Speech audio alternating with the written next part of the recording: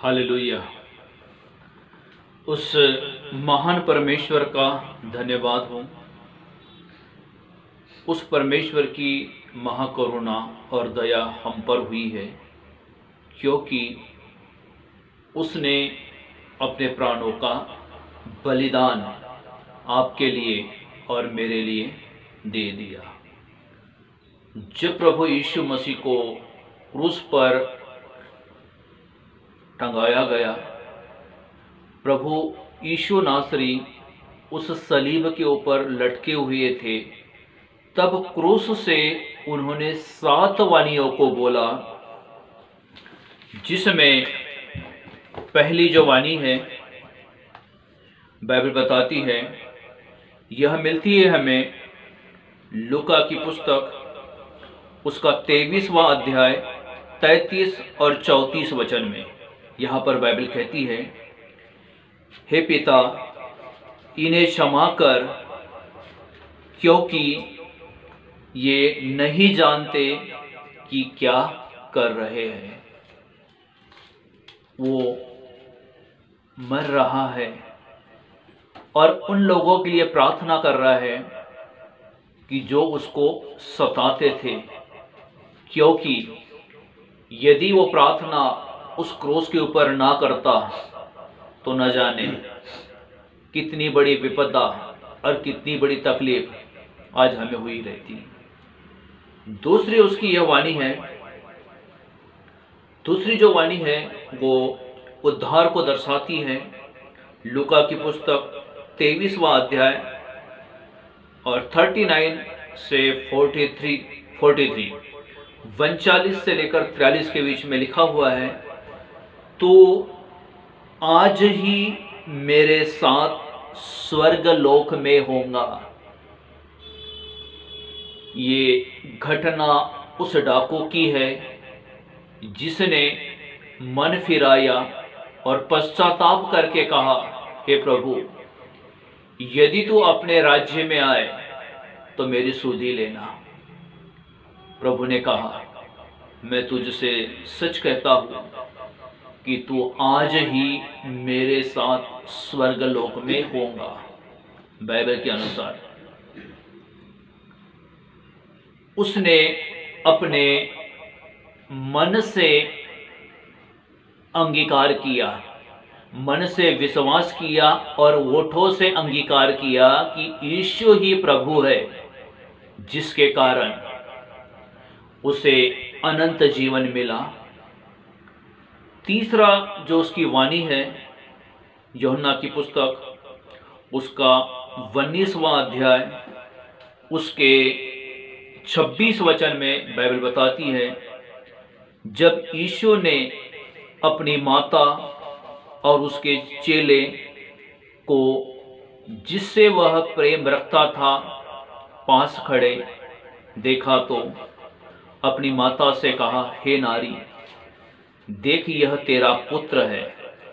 ये बात प्रभु यीशु मसीह ने यूहन्ना को कहा था, क्योंकि वह चेलों में सबसे छोटा था और प्रभु यीशु मसीह उससे अधिक प्रेम रखता था। नारी करके वहाँ पर प्रभु यीशु मसीह ने संबोधित किए और अपने प्रेम को वहाँ पर उन्होंने दर्शाया। और ये है पिता का प्रेम, मसीह यीशु का प्रेम है कि मरते समय भी अपने माता को उसके चेले के हाथ में सौंप कर गए। उसका रीजन ये था कि उसका उद्धार था, उसके जीवन में प्रार्थना का जीवन था और उसी के हाथ में प्रभु यीशु मसीह ने उसको सौंप दिया था। चौथी वाणी है मत्ती की पुस्तक 27वां अध्याय 45 और उसके 46 वचन में। ये क्रोध को दर्शाता है, क्योंकि जब सारे संसार के पाप प्रभु यीशु मसीह पर डाले गए, वो तो परमेश्वर का पुत्र था, लेकिन मनुष्य बनकर इस जगत में आया था। लिखा है, हे मेरे परमेश्वर, हे मेरे परमेश्वर, तूने मुझे क्यों छोड़ दिया। उस पाप के कारण महान परमेश्वर ने उसे पल भर के लिए छोड़ दिया था, क्योंकि पापी से परमेश्वर प्रेम रखता है और पाप से घृणा। उस समय प्रभु ने कहा था, हे मेरे परमेश्वर, बड़े व्याकुलता के साथ उन्होंने कहा था, हे मेरे परमेश्वर, तूने मुझे क्यों छोड़ दिया। पांचवी वाणी है दुख उठाना। मैं प्यासा हूं।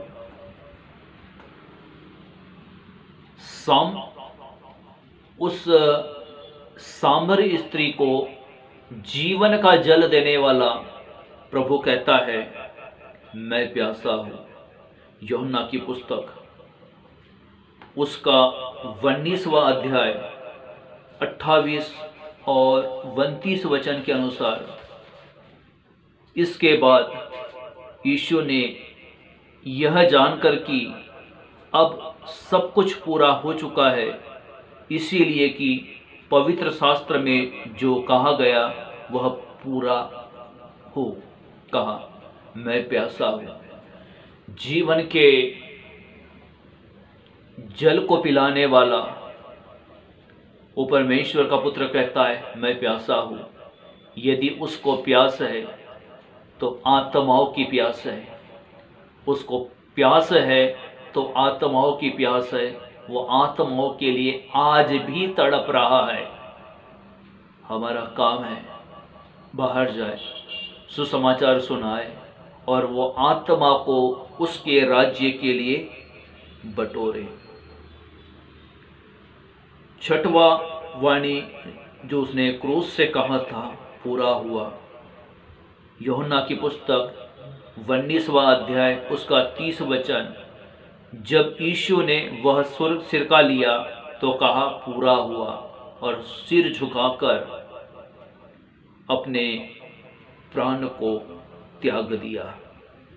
जिस मकसद के लिए प्रभु यीशु मसीह आए थे, उन्होंने सामरिया में, यरूशलेम में, यहूदियों में, इफसुस नगर में अपने पिता के वचन का उन्होंने प्रचार किया, उन्होंने शिष्य बनाया और उसके द्वारा जो परमेश्वर की योजना थी शैतान को मारना, उस योजना को प्रभु ने पूरा किया और कहा पूरा हुआ।